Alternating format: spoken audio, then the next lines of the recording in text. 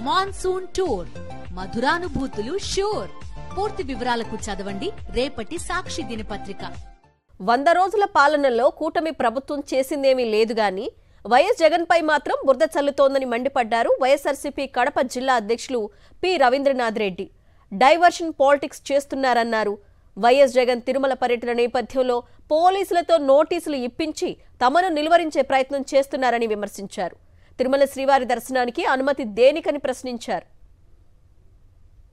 ఎలక్షన్లలో కులాలను రెచ్చగొట్టి పబ్బం గడుపుకున్న పరిస్థితి. సో ఇప్పుడైతే మతాలనే రెచ్చగొట్టే పరిస్థితి.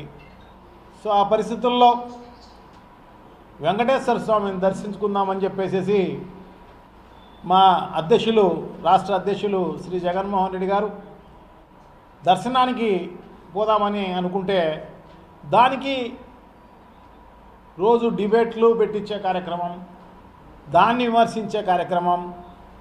సో ఇప్పుడు పోలీసులతో నోటీసులు అందరికీ, నా నుంచి మొదలుకొని అందరికీ, వైఎస్ఆర్ కాంగ్రెస్ పార్టీ నాయకులకు అంటే కార్పొరేటర్లకు, మిగతా అందరికీ కూడా, మండల అధ్యక్షులకు, అందరికీ కూడా, ఎమ్మెల్సీలకు, ఎమ్మెల్యేలకు, ఎక్స్ఎమ్మెల్యేలకు, వీళ్ళు వాళ్ళు అనుకోకుండా అందరికీ నోటీస్ ఇచ్చిన పరిస్థితి. దానికి తిరుమలకు పోయి దేవాలయంలో దర్శనం చేసుకునే దానికి పర్మిషను లేదంట. దానికి